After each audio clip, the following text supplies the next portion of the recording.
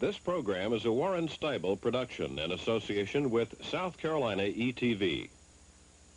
Funding for Firing Line is made possible by a major grant from the John M. Olin Foundation, Incorporated. Additional support is provided by the Annenberg Foundation and the Friends of Firing Line.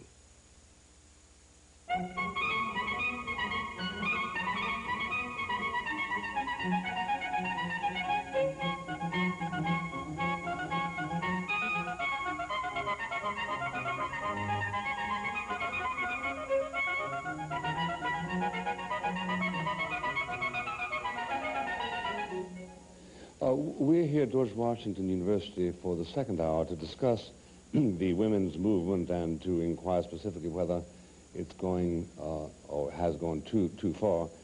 And we're going to start off by asking directly whether the Republican landslide of November the 8th tells us anything about it. We have 7 very distinguished guests who, for that reason, will be very cursorily introduced. Professor Elizabeth Fox-Genovese is at Emory University, a prolific author. Arianna Huffington is a well-known, also distinguished author. Helen Alvare is with the National Conference of Catholic Bishops engaged in legislation having to do with abortion. Kathryn Kolbert is in more or less the counterpart at the Center for Reproductive Law and Policy. Professor Camille Paglia her most recent book is Vamps and Tramps.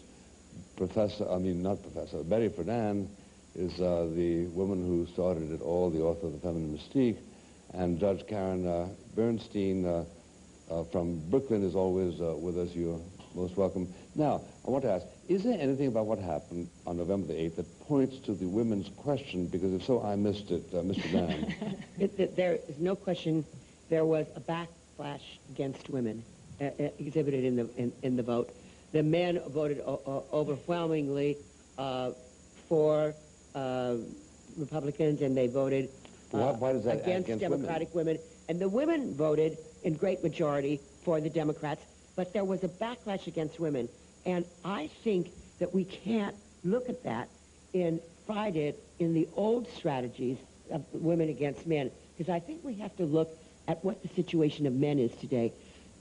As I started to say in the last program, white college-educated men, not just high school dropouts or minority men, have in the last 5 years suffered significant loss of income and status as a result of corporate restructure and job downsizing. And they have become more dependent on women's wages in the family. And I think there is a backlash against women here, because when nothing is done to point to the real cause of the situation, then, it's being turned and manipulated into a backlash against women, a backlash on race. Now, wait a minute. And that led to this, is one of the things that led to this great Isn't that what they call the fallacy of the compound? As you say, most women actively engaged in politics are Democrats. This was a campaign in which the Republicans prevailed over the Democrats.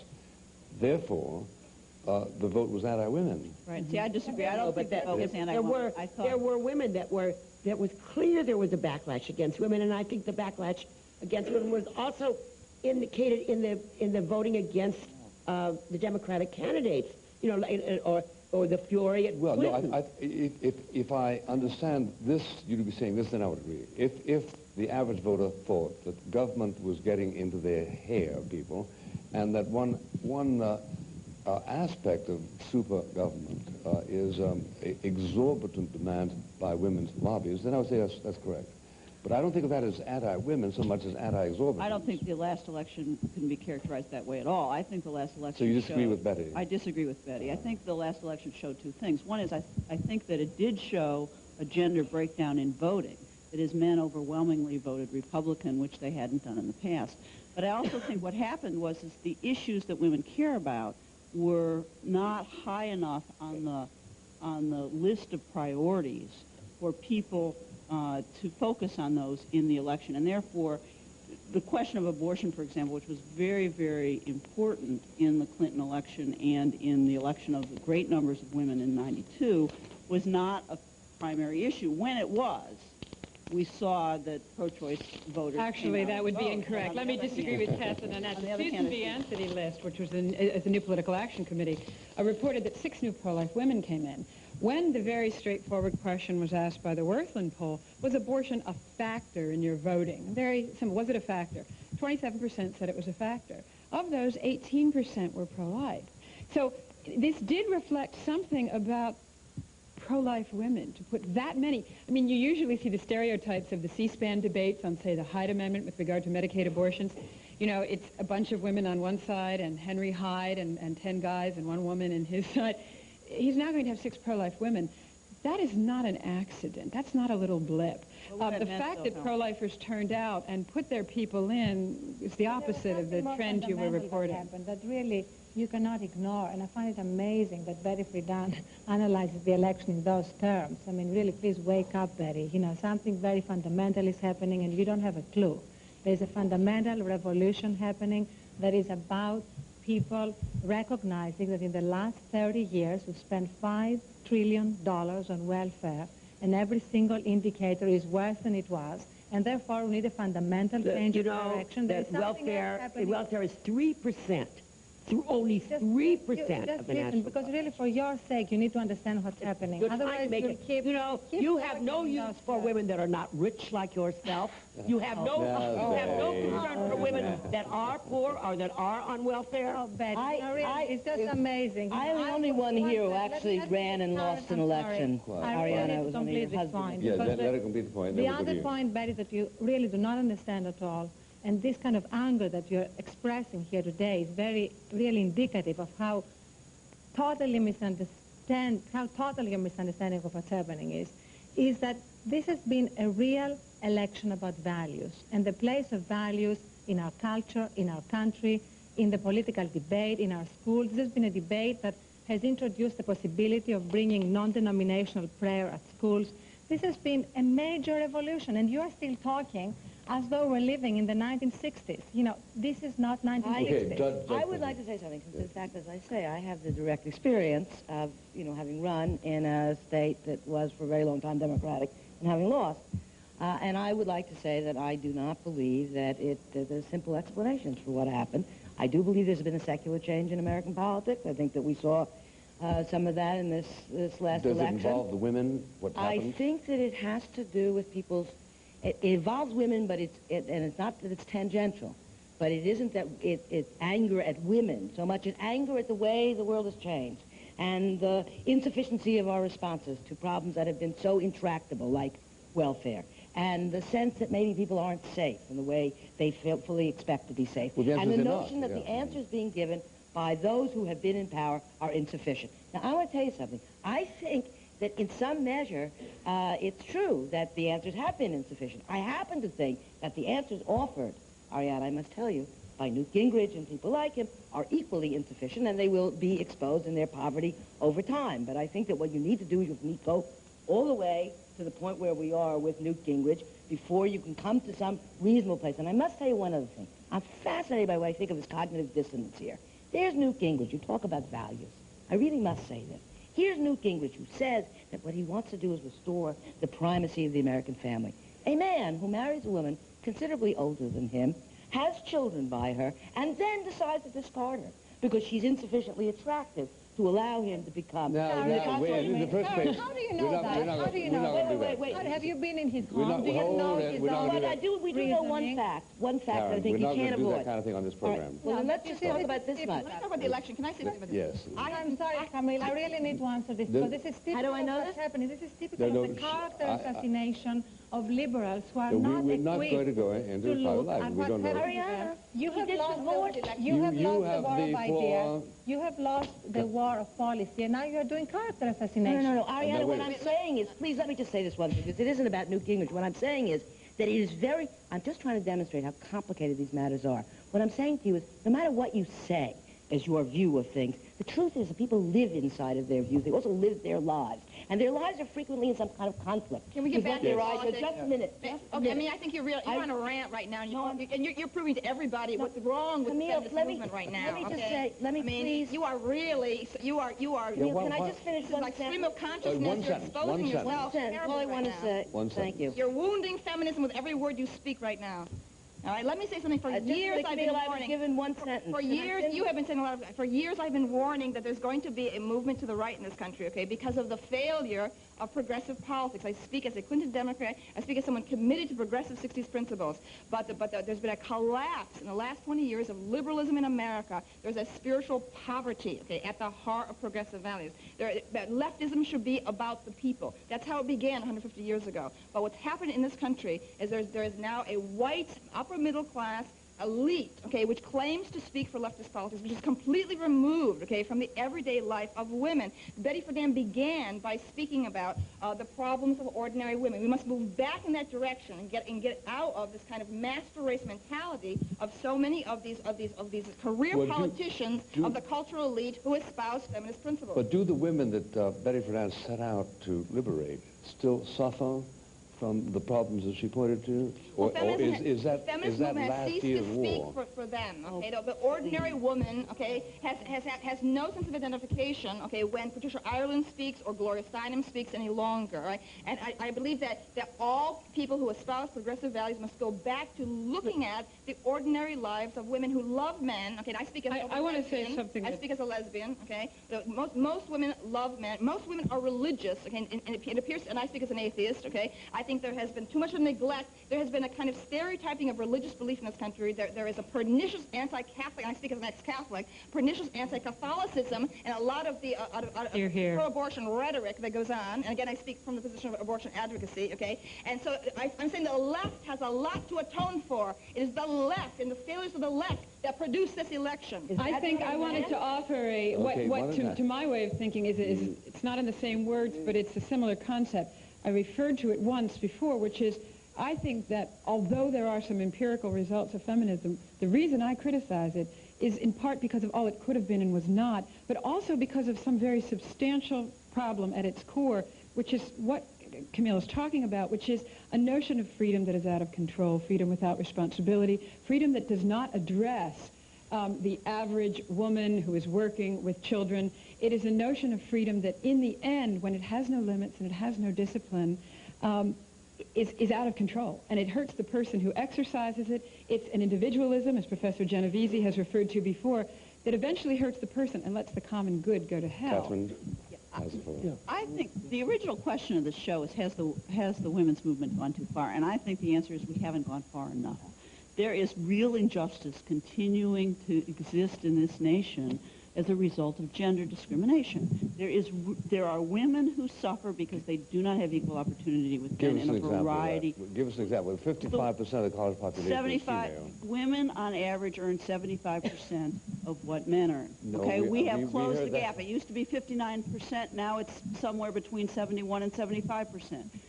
Women, for the most part, are in part-time work, have the primary child-caring responsibilities in their family, and that means they work in their job and they go home and they work again without the support of the men in their lives. Now, that is not necessarily a good thing, because women need support in the same way that men need support. But that's like pointing to biological injustices. I mean, the fact of the matter is just because women bear children doesn't mean they have to raise children. Women are going to give...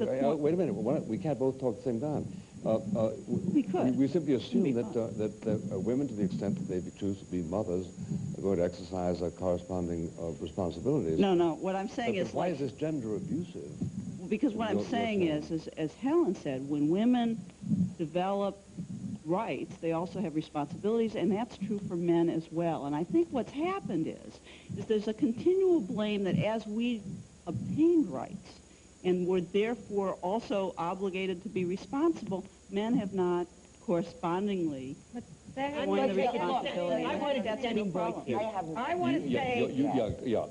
On the points you were making, Kathryn, very, very directly, first of all, this varies tremendously by class and race, and the group in this country that is suffering the worst are non-affluent, poor, black, males who are dying at greater rates than any other segment of the population. Poor black women would disagree with you significantly on that. Drugs, violence, murder, homicide. They are killing one another largely. Because they have no future, no hope. But very little future or hope. But that's the most...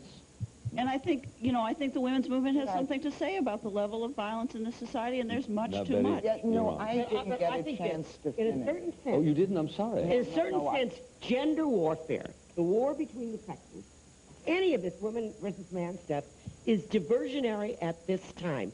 The women's movement has gone far enough that, as I, told some of you earlier, it is interesting that 30 years ago, women's mental health peaked at 20 and went down every decade after 20 and drastically after 40 compared to men. And now, women's mental health is as good in their 40s, their 50s, and 60s as younger women. And that same improvement has that with men. It is because women have more control over their lives. But the threat to everybody today is this sort of growth of, I think, anxiety, impotent rage, because people are losing their sense of economic security and status. And that is especially damaging for men and for white men, and that is causing a backlash against This is women. totally unbelievable. If you think that the reason for the free-floating anxiety that is predominant today is economic insecurity, you are so out of touch. It's totally pathetic. Read the papers. You'll see it. The people, Betty, the Betty, you employment, really no, need not some you, darling. system. You could spend $80 million trying to buy an election. The ad hominem attacks don't advance this at all. She didn't begin her life. She wrote two books before she ever met Mr. Huffington. I don't have $80 million, and I agree with Arianna here.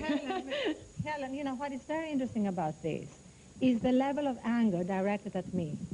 I have worked all my life. I've worked harder since I've married a millionaire than before. I've written 6 books. What are you angry about? What are you angry about? Let me tell you. Let me answer the question. I'm angry. Let me answer the question. What you are angry about? What you are angry about? I'm glad that I'm sorry. What you are angry about is that you hate my views. You hate my beliefs. You hate the fact that I believe in God. Right. You hate the fact that I believe in less government. That's what you hate. That's what all you liberals hate. And the women's movement is in the hands of those liberals. You just did the same thing that you've been complaining about, Betty. But she accepted it. No. She agreed. But that may be Betty, but then you said, all you liberals. Like a minute ago, we got into trouble because I started talking about a particular individual. What I really want to say is this. It seems to me that there really aren't some, that there are real problems, and I think most of us can agree what the problems are. But there aren't, in my view at least, are fixed answers yet. What there are a range of answers. What we tend to do is we decide, we get in our head that there's one particular way to attack every single thing, as opposed to understanding that in the real world, some answer works, but in another case, you can get somebody who thinks of him or herself as conservative, but who will say about some kinds of things, yes, we ought to have government intervention. It isn't simply that we can't have government. Yes, we should downsize it, but there are places, clearly, I think you'd agree, where government would be significant. My worry is that most of our discourse is like this, which is basically everybody screaming at everybody else. There are some fundamental differences. There are some very fundamental differences. Betty and I will never agree about our view of the world. Camille and I have more agreement. There is no question that either one view of the world will prevail or another in terms of our culture. Individual differences, there will always exist. But our culture has to make some fundamental decisions. There is no such thing as a value-free culture. And at some point, I believe feminism has to take responsibility for the advocacy positions of its leadership. Some of them have definitely been anti-God, or at least not reaching out at all to the values of the woman who is religious. For instance, the notion of what freedom is. Feminism, again, has promoted the notion that freedom is from the other. The very heart of the Christian notion of freedom is that you have your freedom so that you can not only benefit yourself, but others at the same time. Freedom always in relationship. That is a core problem, and it's a core difference. The feminists, I know, the very strong vision of community. They have a very strong sense of responsibility. Freedom of choice is the opposite. But Helen, you see, any choice, no limits, no religion. No, it doesn't. What we do is we talk about freedom of choice, feminists do, and the issue of abortion. And what you do is, Helen, is you elevate it. It's infected it all. You elevate it. Abortion is the main issue anymore. I'm glad you think that. What's the issue of the show? Let's be concrete. It is true, is it not, that there are Democrats who are against very permissive abortion, is it not? Yes. It is true that the governor of Pennsylvania is a formidable figure, and it is true that Governor Casey put in to address the Democratic convention in Houston and was denied access to it. Now, might this not understandably annoy some voters who think that the Democratic Party is sincerely engaged in multicultural, inquisitive action? There's been tremendous suppression. There has been tremendous suppression of free thought and free speech. It's one of the greatest failings of progressive politics of the last 20 years, because that's not how the 60s progressive politics, were founded. I think absolutely. There has been the refusal to allow Casey to speak. I think was the Republican example. Well, I think it's there's a lot of danger here. So many. Betty, give me a chance. Abolish the women's caucus. Did you know that? Betty, hang on one Black sec. caucus and the women's caucus. Professor Fox-Genovese? Pull the plug on that. The whole problem of sex education, the idea that sex education will in some way solve the problem of younger and younger pregnancies, to et cetera, et cetera, et cetera, and that this is just a simple, value-free public health kind of measure. It is not, and it is not a reactionary backlash for parents to say, no, I don't want my children taught that marriage can end in divorce, that people who can live together without being married, that when you're very young you may have sex with your girlfriend or boyfriend, that people of the same sex may live together and they're not yet permitted to be married, and so on and so on. That is, when you are dealing with young children, an intrusion into what is normally taken to be the prerogative of families.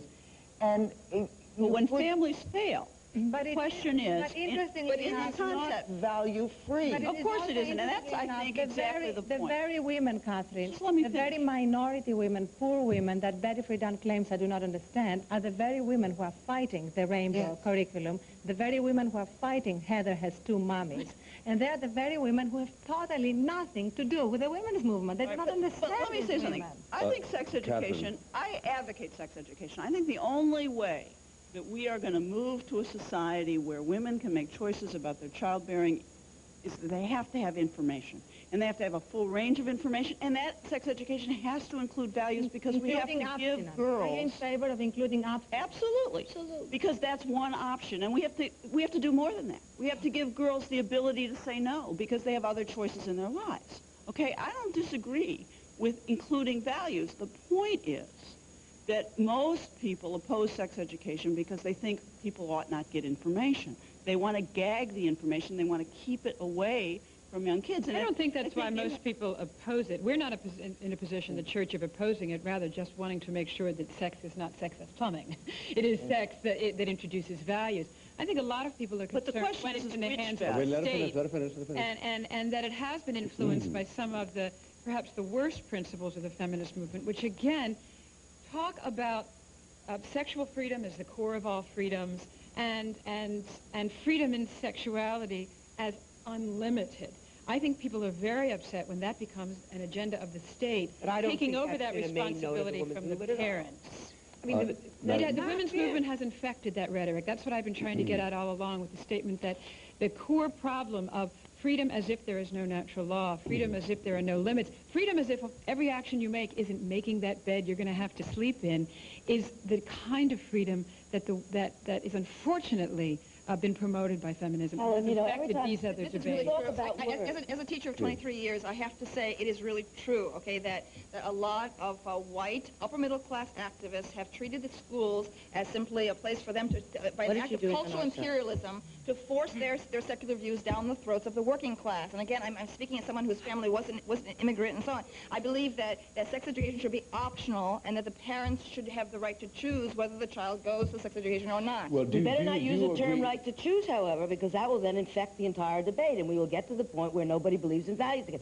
That's the problem, Helen. Again, you keep talking about the fact that what women have done in the women's movement is, and somehow or other, diminish and devalue important things, important relationships. Devalue good choices, okay? in favor of any good choices. And I think that is, equally irresponsible for you to say as it would be for if your argument were in fact correct. In fact, empirically provable. But Helen, if we made the same argument, I could say the Catholic Church has taken a very dogmatic religious view that doesn't... discussing the Catholic Wait a second. We're not Let me just discussing explain. bring it up. We're She's discussing free to the bring it fact up that if she wants to. Wait, Arianna, let me finish here. What I'm saying is that there are diversity within the women's movement in the same way as there is diversity within the religious orders that exist in this country, and different religions take But different diversity views by on the itself very is not a issues that- virtue.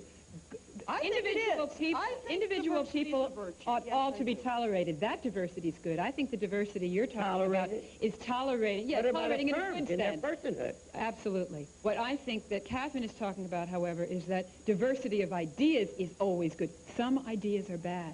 Ideas have consequences. Hitler's ideas are were always bad. Ideas. Well, the the- freedom of Diversity is ideas. good. We have 15 seconds to go. Is the problem of choice, because in general, I think most people are for a very wide range of choice for families, for individuals, but where abortion is different from everything else, whether you support its availability or not, because the moment taking a life becomes a matter of individual choice, we are in a completely different realm. Thank you very much, Elizabeth. Thank you very much, ladies, and thank you, ladies and gentlemen.